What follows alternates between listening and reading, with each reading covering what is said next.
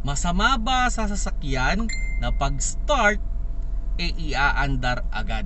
Hello mga paps, I'm Kuya Shane at yun, meron na namang nag-comment at nag-aasya ng question kung masama ba sa sasakyan kung itatakbo agad. Well, technically mga paps once na in-start mo yung sasakyan, pwede mo na rin namang iandar yan.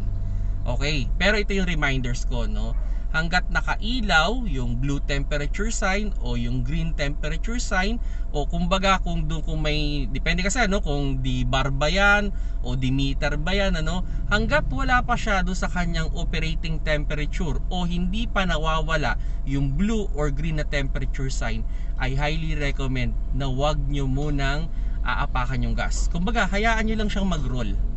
Okay, kasi ang pinaka-importante dito, maganda rin na mag-warm up yung ating sasakyan. Kumbaga, dapat maabot niya muna yung kanyang operating temperature bago nyo siya gamitin ng yung normal use. Okay, kasi syempre, ano bang benefits nun, Kumbaga, parang tao rin yan. Kumbaga, pagising mo, di ba? Ginising kita, sabi, oy, gising na, takbo ka.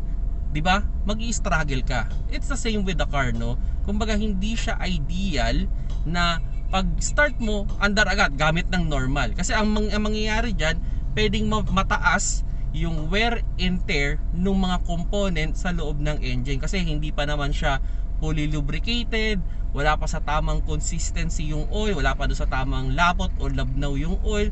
So ang effect nun, pag ginamit mo agad, mas mataas yung wear and tear. So kung gusto mong magtagal yung iyong sasakyan, mas recommended na wina-warm up din natin. Although pwede namang itakbo agad. Okay, kasi yun nga may mga magsasabi diyan, hindi naman usya, wala naman sa manual yan Oo, wala.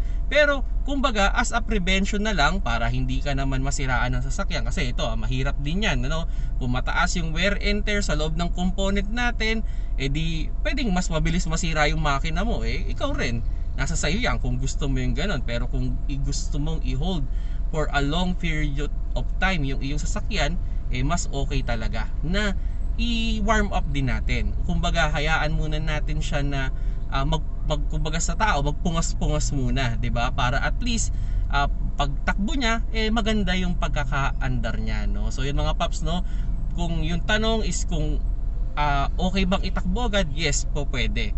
Pero as much as possible sana hayaan nyo muna natin siyang mag-roll. Then once na nasa operating temperature na siya, tsaka nyo na siya gamitin ng normal para at least mas magtagal yung inyong sasakyan. Kung nagustuhan nyo yung video, paki-like. At kung hindi pa kayo subscriber ng aking YouTube channel, press sa subscribe button sa baba. Facebook, click nyo lang yung follow sa taas. TikTok, click mo lang yung plus sign dyan sa logo ng Kuya Shane. Salamat sa panonood. Keep safe mga paps. Salamat pala sa mga nagko-comment, nagbibigay ng advice, nag-a-ask ng question, at nagbibigay din ng kanilang mga opinion sa aking mga vlog. Salamat sa panonood mga paps, Salamat. Thank you.